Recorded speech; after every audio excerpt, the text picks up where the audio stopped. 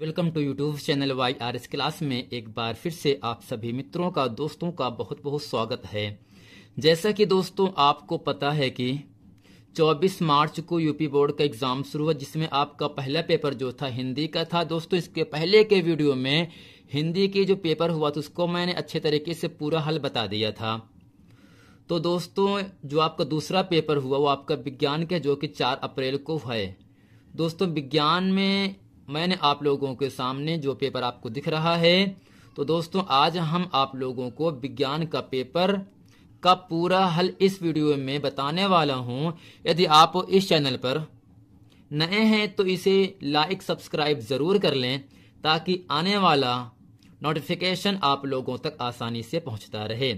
तो दोस्तों प्रश्न नंबर 1 का आपके सामने इसमें कह रहा है। तो दोस्तों प्रश्न कह रहा है वायु के सापेक्ष माध्यम का अपवर्तनांक अधिकतम होता है। यानी दोस्तों यहाँ से जल दिया है, हीरा दिया है, कांच दिया है, तारपीन का तेल दिया है, यानी इन चारों में किसका अपवर्तनांक सबसे ज्यादा होता है। तो दोस्तों हम आपको ये बता देना चाहते हैं, जो जल है ना, जल का जो अपवर्तनांक होता है दोस्तों वो होता है 1.33 होता है। जबकि फ्रेंड जो आपका हीरा होता है दोस्तों, हीरे का जो अपवर्तनांक होता है वो 2.42 होता है। कितना दोस्तों? 2.42 हीरे का अपवर्तनांक होता है। और फ्रेंड जो कांच है, कांच का दोस्तों अपवर्तनांक 1.5 से 1.9 तक होता है। और दोस्तों तारपीन का जो तेल है, इसका दोस्तों अपवर्तनांक कितना होता है? 1.47 होता है। तो फ्रेंड आपको कोई समझना क्या है, जल का अपवर्तनांक 1.33 होता है, हीरे का अपवर्तनांक 2.42 होता है, कांच का अपवर्तनांक 1.5 से 1.9 तक होता है। और दोस्तों इसी के साथ साथ ही जो आपका तारपीन का तेल होता है उसका अपवर्तनांक 1.47 होता है। तो दोस्तों जल, हीरा, कांच और तारपीन के तेल में सबसे अधिक जो आपका अपवर्तनांक होता है वह इन चारों ऑप्शन में ऑप्शन नंबर आपका दूसरा अर्थात हीरा। अगर दोस्तों हीरे का अपवर्तनांक ज्यादा होता है तो हीरा दोस्तों सबसे ज्यादा ही चमकता है। अब दोस्तों प्रश्न नंबर ख आपके सामने कह रहा है, यहां से निकट दृष्टि दोष के निवारण के लिए चश्मे में प्रयुक्त करना चाहिए। दोस्तों पहला ऑप्शन है अवतल लेंस, दूसरा है अवतल दर्पण, तीसरा है उत्तल लेंस। अब दोस्तों चौथा यहां से है उत्तल दर्पण। तो दोस्तों हम आपको ये बता देना चाहते हैं किसे कहते हैं निकट दृष्टि दोष। दोस्तों ऐसा दृष्टि दोष जिसमें निकट की वस्तुएं, पास की वस्तुएं स्पष्ट रूप से दिखाई पड़ती हैं, परंतु दूर की वस्तुएं स्पष्ट रूप से दिखाई नहीं पड़ती हैं, इस दृष्टि दोष को निकट दृष्टि दोष कहते हैं। और दोस्तों निकट दृष्टि दोष को दूर करने के लिए हमें दोस्तों इन 4 ऑप्शन में ऑप्शन नंबर आपका पहला अर्थात अवतल लेंस का प्रयोग करना होगा। दोस्तों निकट दृष्टि दोष के लिए अवतल लेंस लगाते हैं, जबकि दूर दृष्टि दोष के लिए हमें दोस्तों उत्तल लेंस लगाना पड़ता है। और जिस व्यक्ति के नेत्र में जरा दृष्टि दोष होता है उसके नेत्र में अवतल या उत्तल दोनों प्रकार के लेंसों का प्रयोग करना होगा। तो खैर यहां आपके सामने है निकट दृष्टि दोष के निवारण के लिए हमें अवतल लेंस का प्रयोग करना होगा, जो कि इन 4 ऑप्शन में ऑप्शन नंबर दोस्तों आपका पहला सही है। अब दोस्तों प्रश्न नंबर ग आपके सामने कह रहा है चुंबकीय बल रेखाएं होती हैं। ऑप्शन फ्रेंड पहला है सदैव समांतर होती हैं, दूसरा है एक बिंदु पर मिलती हैं, तीसरा है एक दूसरे को कभी नहीं काटती हैं, चौथा है परस्पर काटती हैं। तो दोस्तों आपको याद क्या रखना है, जैसा कि दोस्तों इसके पहले के वीडियो में मैंने चुंबकीय बल रेखाओं की जो परिभाषा इसको बताया था, और उसमें यह भी बताया था चुंबकीय जो बल रेखाएं होती हैं वो कैसे होती हैं। तो दोस्तों इन 4 ऑप्शन में ऑप्शन नंबर आपका तीसरा होगा, एक दूसरे को कभी नहीं काटती हैं। अर्थात दोस्तों जो चुंबकीय बल रेखाएं होती हैं वो रेखाएं एक दूसरे को कभी भी नहीं काटती हैं। अब दोस्तों प्रश्न नंबर घ आपके सामने यहां से कह रहा है यदि फाई बराबर चुंबकीय फलक है, बी बराबर चुंबकीय क्षेत्र की तीव्रता है तथा ए बराबर दोस्तों क्या है अनुप्रस्थ परिच्छेद का क्षेत्रफल, तो फ्रेंड इनके बीच का जो संबंध होता है वो क्या होता है, बी बराबर फाई अपान ए, या फाई बराबर बी बटे ए, या ए बराबर बी इंटू फाई, या बी बराबर फाई इंटू ए। तो दोस्तों हम आपको ये बता देना चाहते हैं चुंबकीय फलक फाई चुंबकीय क्षेत्र की तीव्रता B और अनुप्रस्थ परिच्छेद का क्षेत्रफल A में एक संबंध होता है, जिसे दोस्तों हम कहते हैं फाई बराबर B इंटू A। अर्थात दोस्तों चुंबकीय फलक के बराबर होता है चुंबकीय क्षेत्र की तीव्रता गुणे अनुप्रस्थ परिच्छेद का क्षेत्रफल। अब दोस्तों यदि हम यहां से B का मान निकालना चाहें तो B बराबर दोस्तों होगा फाई, जबकि B के साथ A गुणे में आ जाएगा भाग में, अर्थात दोस्तों फाई B बराबर यहां से फाई बटे A, जो कि इन चारों ऑप्शन में ऑप्शन नंबर आपका यहां से पहला सही है। अर्थात दोस्तों चुंबकीय फलक फाई, चुंबकीय क्षेत्र की तीव्रता A, अनुप्रस्थ परिच्छेद का क्षेत्रफल A में एक संबंध होता है। संबंध दोस्तों क्या होता है? B बराबर फाई बटे A, जो कि फ्रेंड इन चारों ऑप्शन में ऑप्शन नंबर आपका पहला सही है। तो दोस्तों मैं ये आशा करता हूं कि बहुविकल्पी के सभी महत्वपूर्ण प्रश्न आप लोग इसे अच्छे तरीके से समझ गए हैं, और मैं उम्मीद करता हूं आप इनमें से सब प्रश्नों का उत्तर सही किए होंगे। अब दोस्तों यहां से प्रश्न नंबर 2 का आपके सामने कह रहा है, अवतल दर्पण के मुख्य अक्ष पर ध्रुव से 30 सेंटीमीटर की दूरी पर स्थित वस्तु का प्रतिबिंब वस्तु पर ही बनता है, दर्पण की फोकस दूरी क्या होगी? यानी दोस्तों एक दर्पण आपके सामने है जिसका नाम क्या है? अवतल दर्पण। अब दोस्तों अवतल दर्पण में जो वस्तु की दूरी दिया है वो दिया है 30 सेंटीमीटर। अब दोस्तों पर स्थित वस्तु का प्रतिबिंब वस्तु पर ही बनता है, अर्थात दोस्तों अवतल दर्पण में जितनी दूरी वस्तु की दूरी है उतनी ही दूरी पर क्या है? आपका प्रतिबिंब की दूरी है। अर्थात दोस्तों इस दर्पण में वस्तु की दूरी और प्रतिबिंब की दूरी दोनों क्या है? आपस में बराबर हैं। अर्थात दोस्तों हमें दर्पण की फोकस दूरी ज्ञात करना है, तो आपको दोस्तों मैंने क्या बताया था? अवतल दर्पण में जो किरण आरेख बनता है उसमें जो आपका तीसरी स्थिति होता है, जब वस्तु दर्पण के वक्रता केंद्र पर रखा जाता है तब वक्रता केंद्र के उतने ही आकार का वास्तविक उल्टा और वस्तु के बराबर का प्रतिबिंब प्राप्त होता है। यह कौन सी स्थिति होगी? जब वस्तु को हम दर्पण की वक्रता केंद्र पर रखते हैं। अब दोस्तों प्रश्न नंबर खा है, 40 सेंटीमीटर फोकस दूरी वाले अवतल दर्पण की वक्रता त्रिज्या क्या होगी? अब दोस्तों प्रश्न नंबर का इसी का है, वाहनों में उत्तल दर्पण का उपयोग क्यों किया जाता है? जैसा कि दोस्तों इसके पहले के वीडियो में मैंने आप लोगों को बताया था, वाहनों में पश्च दृश्य को देखने के लिए हमें उत्तल दर्पण की वरीयता क्यों देनी पड़ती है। आइए दोस्तों प्रश्न नंबर 2 का खा और गा पढ़ते हैं। तो दोस्तों ये जो पेपर है 4 अप्रैल 2022 का है और 824 बीजे कोड का है, आप इसे देख भी सकते हैं। ठीक, तो दोस्तों इसमें जो आपका खंड का है भौतिक विज्ञान है, इसमें जितनी भी बहुविकल्पी से लेकर त्रिगुत्तरी से लेकर दीर्घोत्तरी से लेकर विस्तृत तक के सभी प्रश्नों का हल इस वीडियो में मैं आप लोगों को अच्छे तरीके से बताने वाला हूं। अब दोस्तों प्रश्न अभी आपके सामने क्या कह रहा था? अवतल दर्पण के मुख्य अक्ष पर ध्रुव से 30 सेंटीमीटर की दूरी पर स्थित वस्तु का प्रतिबिंब वस्तु पर ही बनता है, तो दर्पण की दोस्तों फोकस दूरी क्या होगी?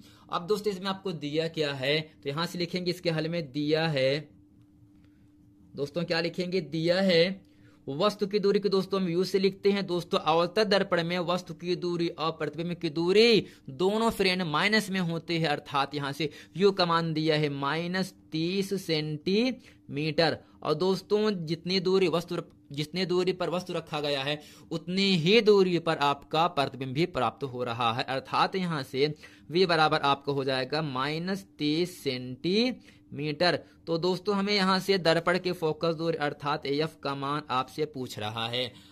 तो दोस्तों दर्पण का सूत्र यहां से लिखेंगे, दर्पण के सूत्र से, यहां से लिखेंगे दर्पण के सूत्र से। तो फ्रेंड सूत्र क्या होता है? 1/F बराबर 1/V प्लस 1/U। यही दोस्तों सूत्र क्या होगा? दर्पण का सूत्र। अगर बीच में माइनस रहेगा तो दोस्तों लेंस का सूत्र हो जाता है। तो यहां से 1/F बराबर 1/V का मान -30 प्लस 1/U का भी मान दोस्तों है -30। अब दोस्तों करते क्या है, यहां से 1/F बराबर दोस्तों माइनस ऊपर कर दिया -1/30 माइनस प्लस का -1/30। अब फ्रेंड यहां से करते क्या है, इसका हम एलसीएम ले लेंगे यहां से। तो दोस्तों एलसीएम आपका 30 होगा। 30 से 30 कटेगा माइनस एक बार पे, 30 30 कटेगा माइनस एक बार, अर्थात दोस्तों यहां से मिल गया -1 आपको मिलेगा -2/30।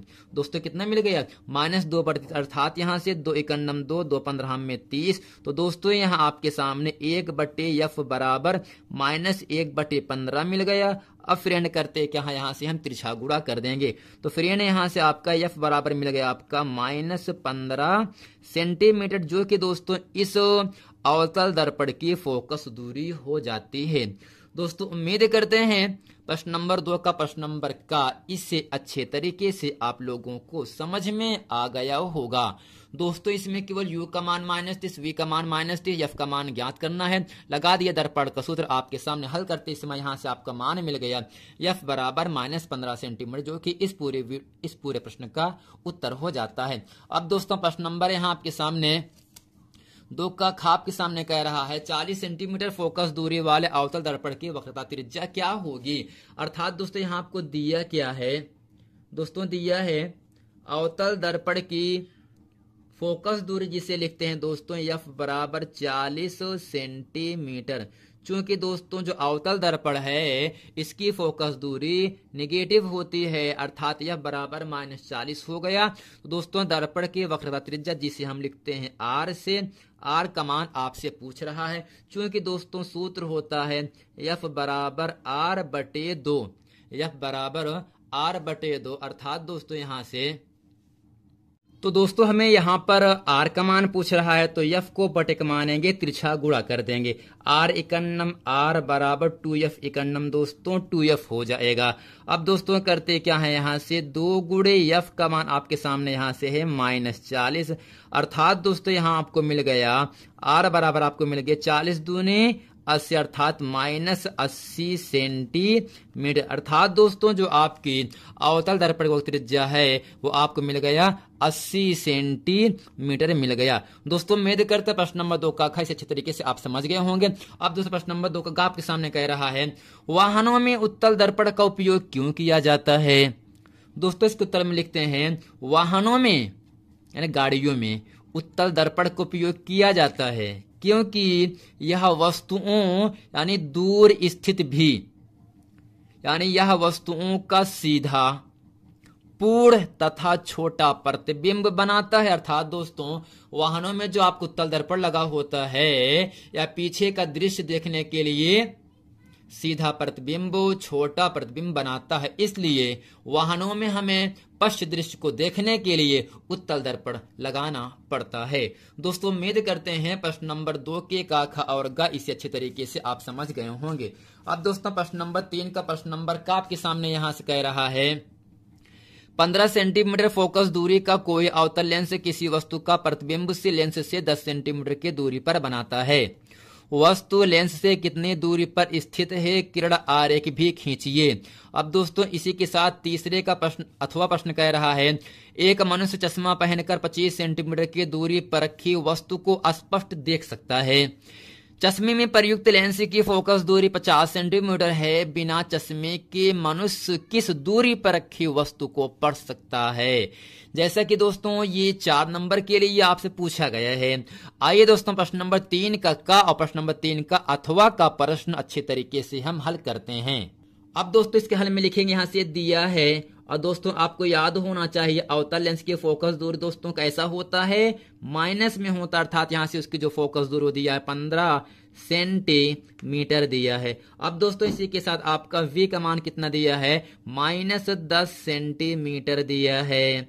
दोस्तों f का मान दिया, v का मान दिया, तो दोस्तों हमें u का मान आपसे पूछ रहा है। दोस्तों यहां से लिखेंगे लेंस के सूत्र से, तो यहां से लिखेंगे लेंस के सूत्र से। दोस्तों सूत्र आपको याद होगा, हम उम्मीद करते हैं 1/f बराबर 1/v माइनस 1/u होता है। अब दोस्तों यहां से करते क्या है, -1/f का मान है 15 यानी माइनस ऊपर कर दिया, 1/v का मान दोस्तों -10 माइनस u का मान दोस्तों ज्ञात करना है।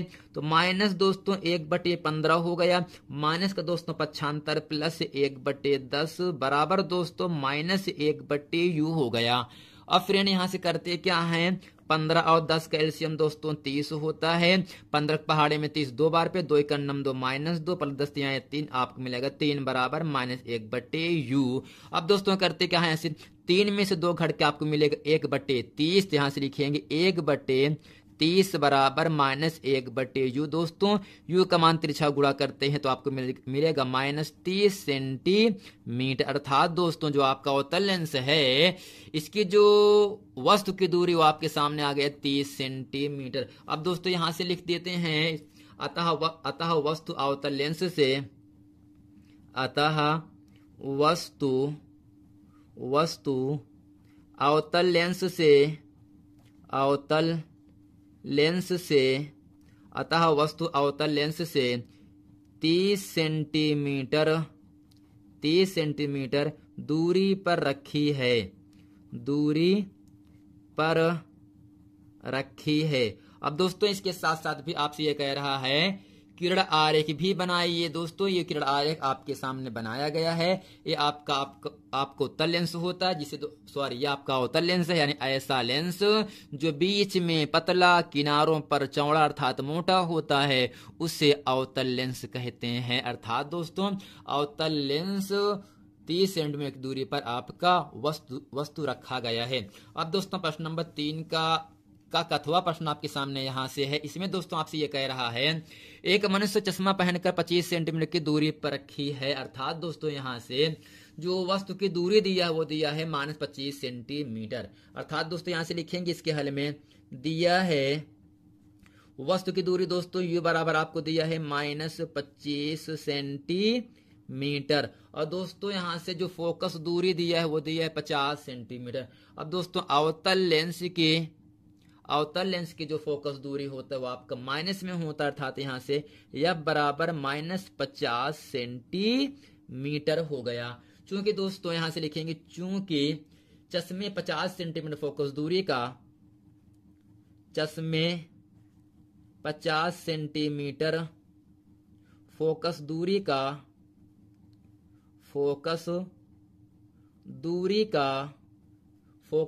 का अवतल लेंस लगा है। अब दोस्तों यहां से हम मान लेंगे माना प्रतिबिंब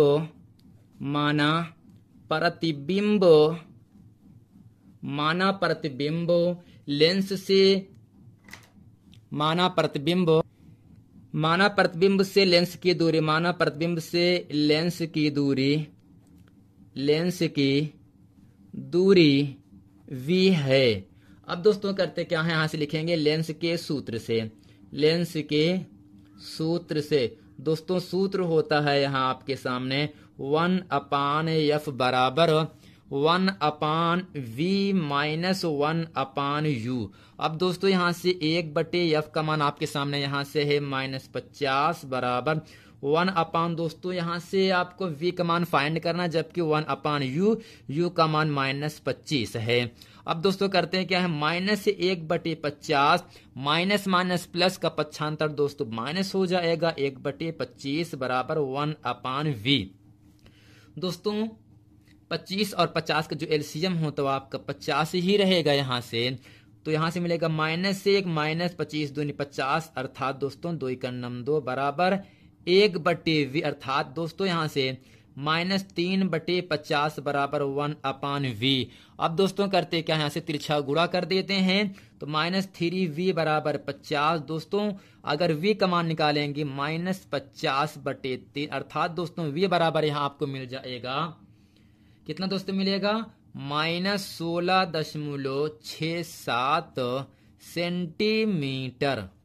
दोस्तों उम्मीद करते हैं प्रश्न नंबर 3 का जो अथवा का प्रश्न है उसमें जो आपकी प्रतिबिंब से लेंस की दूरी होगी वो आपका -16.67 सेंटीमीटर हो जाएगी।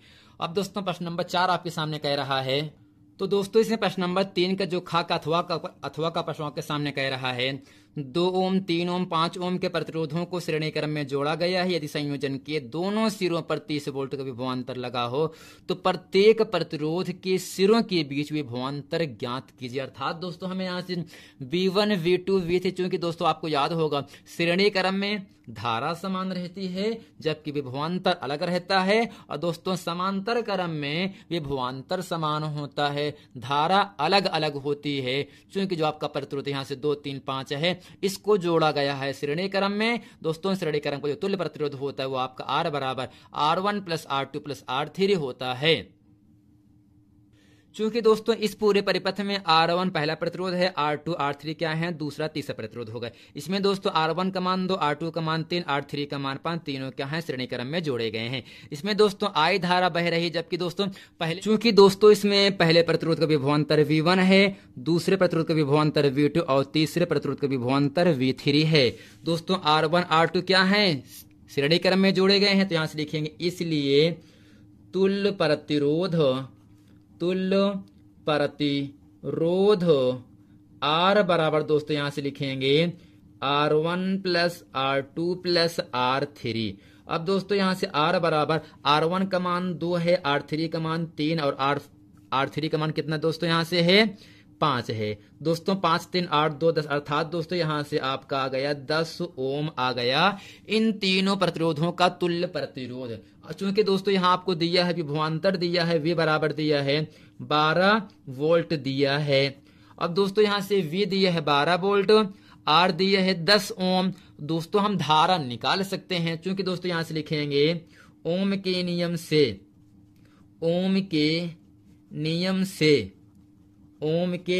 नियम से दोस्तों सूत्र होता है V बराबर I इंटू R। अगर दोस्तों यहां से हम धारा निकालें, I का मान निकालें, तो I बराबर होगा V बटे R। अब दोस्तों यहां से I बराबर होगा V का मान आपके सामने यहां से कितना है दोस्तों, तो दोस्तों इसमें जो विभवांतर है वो आपका दिया है V बराबर 30 दिया है, तो यहां से लिखेंगे V बराबर 30। दोस्तों V का मान यहां से लिखेंगे 30, जबकि दोस्तों R आपका तुल्य प्रतिरोध वो आपके सामने कितना निकाला 10 निकाला। दोस्तों यहां से I बराबर आपको मिल गया 10 तिहाई 30, अर्थात दोस्तों I बराबर आपको मिले यहां से 3 एम्पियर। चूंकि दोस्तों हमसे पूछ के आ रहा है प्रत्येक प्रतिरोधों के सिरों के बीच विभवांतर ज्ञात कीजिए। अब दोस्तों यहां से करते क्या, हमें ज्ञात क्या करना है, तो V1 बराबर दोस्तों यहां होता है IR1। अब दोस्तों यहां से V1 बराबर I का मान कितना दोस्तों है 3, जबकि R1 का मान दोस्तों कितना आपके सामने यहां फिगर में दिया है 2 दिया है। दोस्तों 3 दूनी 6 आपका वोल्ट हो गया, यानी पहले प्रतिरोध के बीच में जो आपके विभवांतर है वो आ गया आपका 6 वोल्ट। अब दोस्तों यहां से लिखेंगे V2 बराबर IR2, तो दोस्तों V2 बराबर यहां से होगा I का मान 3 ही रहेगा, R2 का मान दोस्तों कितना है 3, तो 3 त्रिका दोस्तों 9 वोल्ट हो गया आपका दूसरे प्रतिरोध के बीच विभवांतर। अब दोस्तों यहां से V3 बराबर यहां से होता है IR3। अब दोस्तों करते क्या है, V3 बराबर I का मान 3, R का मान ऊपर दिया है आकृति में यहां से चित्र में 5 दिया है। दोस्तों 5 तिहाई 15 वोल्ट आपका हो गया तीसरे प्रतिरोध के बीच विभवांतर। तो दोस्तों उम्मीद करते हैं प्रश्न नंबर 3 का खाक का अथवा का प्रश्न इसे अच्छे तरीके से आप लोग समझ गए होंगे। अब दोस्तों प्रश्न नंबर आपका नेक्स्ट कह रहा है, दोस्तों प्रश्न नंबर 4 कह रहा है, ये जो प्रश्न दोस्तों है अथवा में आपसे पूछा गया और दोस्तों आपका 7 नंबर के लिए आपसे पूछा गया है। इसमें कह रहा है विद्युत धारा की चुंबकीय प्रभाव से आप क्या समझते हैं, एक लंबे सीधे धारावाही चालक द्वारा उत्पन्न चुंबकीय क्षेत्र की तीव्रता किन किन बातों पर निर्भर करती है। चुंबकीय क्षेत्र की दिशा के लिए एक नियम लिखिए।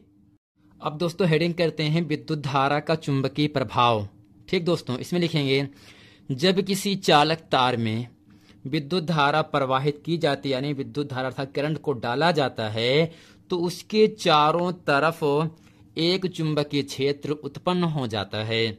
अर्थात इस क्षेत्र में चुंबकीय सुई को रखने पर वह सदैव एक निश्चित दिशा में ठहरती है। इस घटना को विद्युत धारा को चुंबकीय प्रभाव कहते हैं।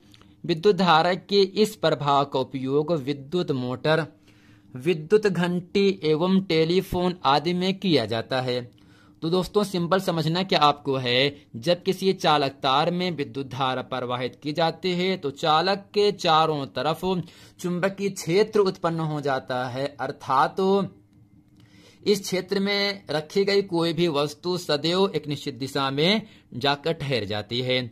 दोस्तों इस घटना को विद्युत धारा को चुंबकीय प्रभाव कहते हैं। विद्युत धारा की इस प्रभाव का जो उपयोग होता है वो विद्युत मोटर होगा, विद्युत घंटी एवं टेलीफोन आदि में किया जाता है। अब दोस्तों हेडिंग करते हैं चुंबकीय क्षेत्र किसे कहते हैं। दोस्तों चुंबक का वह क्षेत्र जिसके चारों ओर चुंबक का गुण पाया जाता है, अर्थात एट्रैक्शन अर्थात खींचने का गुण उत्पन्न हो जाता है, वही दोस्तों आपको चुंबकीय क्षेत्र कहलाता है। अर्थात दोस्तों किसी चुंबक अथवा धारावाही परिनालिका के चारों तरफ यानी चारों ओर वह क्षेत्र वह फैलाव जिसमें उस चुंबक के प्रभाव का अनुभव किया जा सकता है उसे उस चुंबक या परिनालिका का चुंबकीय क्षेत्र कहलाता है।